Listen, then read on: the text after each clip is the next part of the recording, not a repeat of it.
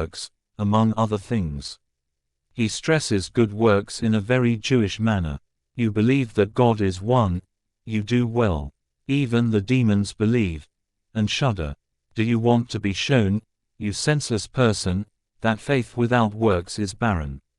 Was not our ancestor Abraham justified by works when he offered his son Isaac on the altar? You see that faith was active along with his works. 70.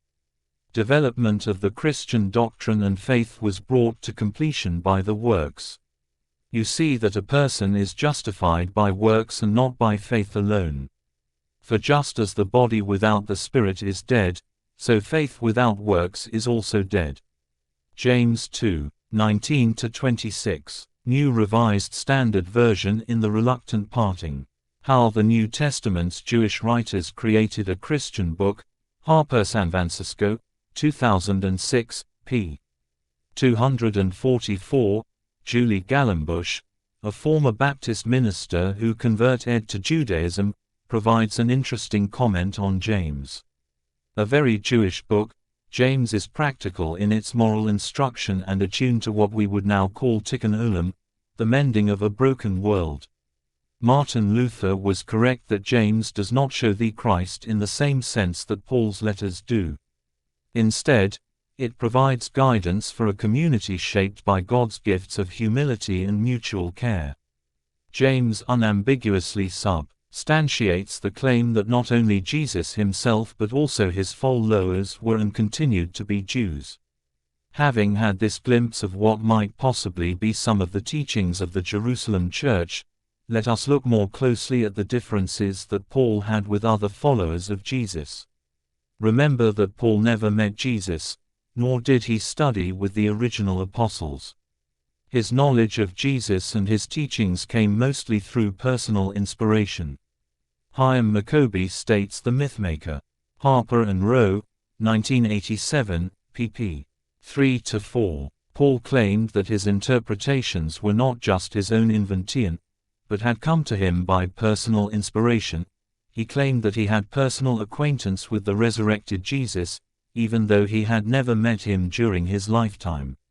Such acquaintance, he claimed, gained through visions and transports, was actually superior to acquaintance with Jesus during his lifetime, when Jesus was much more reticent about his purposes. Paul, however good his motivations, could not pass on to us the exact words or actions of Jesus during the years he taught. Where did the concept come from? 71 on earth. He had no way of knowing exactly what they were. It is inevitable that he would be in some conflict with those who were actually with Jesus during those years. Their experiences and their memories of a flesh and blood man would necessarily be different from the Jesus Paul knew only from his visions. Paul versus the super-apostles. There are several indications in Paul's letters that there were powerful and authoritative opponents to his teachings. Paul wrote that these opponents were teaching a gospel other than the gospel you accepted and preaching about another Jesus. I am afraid that as the serpent deceived Eve by its cunning, your thoughts will be led astray from a sincere and pure devotion to Christ. For if someone comes and proclaims another Jesus than the one we proclaimed, or if you receive a different spirit from the one you received, or a different gospel from the one you accepted, you submit to it readily enough. I think that I am not in the least inferior to these super-apostles.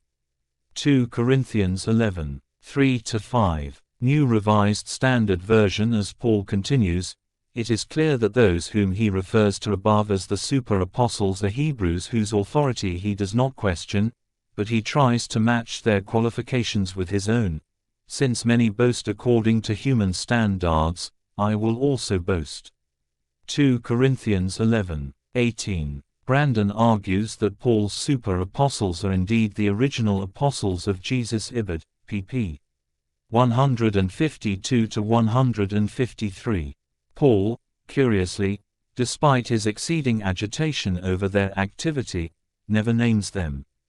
Whoever they were obviously Christians of great authority or representative of leaders of great 72.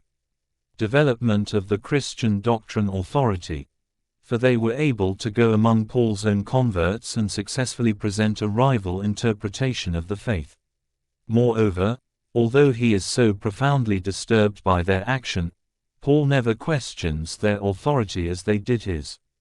These facts, taken together with Paul's very evident embarrassment about his relations with the leading apostles at Jerusalem, point irresistibly to one conclusion only, that the other gospel, which opposes Paul's own, was the interpretation of the nature and mission of Jesus propounded by the Jerusalem church, which comprised the original apostles of Jesus and eyewitnesses of his life. Not all biblical scholars agree that the super-apostles were the original apostles, and that the different gospel was that of the Jerusalem church, but for some there is a very good case for their being so. In fact, the very name super-apostles seems to be evidence. Who else would fit such a name? The passage we quoted earlier from Acts 21:20-26 demonstrates that the original apostles had differing views from Paul, and they had the authority to enforce those views, at least by writing to the Gentile converts